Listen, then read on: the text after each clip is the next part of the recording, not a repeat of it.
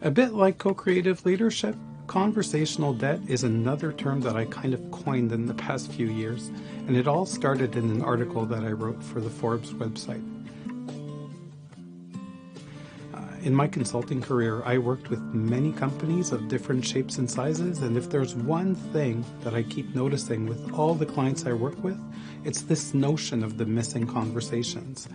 Maybe the infamous elephant in the room, or the behaviors that people tolerate, or the conversations that people avoid because they don't know how to have them, or simply the conversations people don't even think of having. There's a lot of unsaid in organizations, and that is conversational debt. You know, the weird thing is that it's just like credit card debt in many ways too. It starts innocently enough. You start by making minimum conversational payments, by not having some real conversations with people. Then you start avoiding even more conversations here and there. And finally, you find yourself with so many unspoken things that you start wondering how you even got there.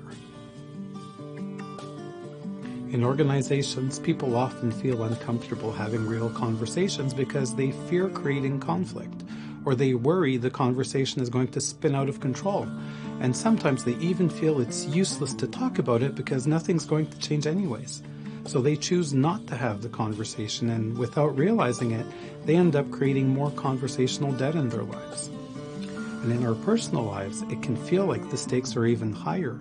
We really care about our spouse, our children, our parents, our siblings, and what we talk about or don't talk about with them creates something with them. Those conversations that we choose to have or we choose not to have can either bring us closer to the ones we love or push us away from them. Conversational debt happens everywhere in our lives. The unspoken cost of conversational debt. I love the title of this talk because of the irony that's kind of embedded in it.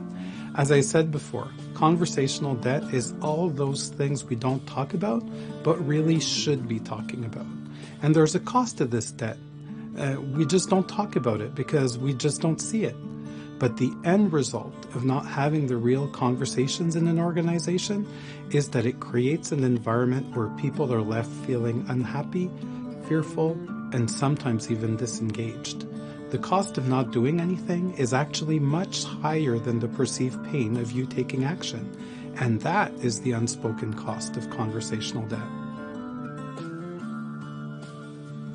This talk is meant to inspire people to start noticing and paying more attention to the conversational debt in their lives and start doing something about it.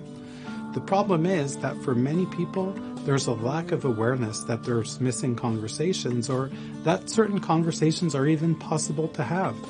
And in this presentation, we talk about what is conversational debt.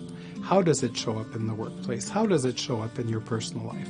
We talk about what it can create inside your team and your organization, and we also talk about different things you can do to start reducing the conversational debt around you.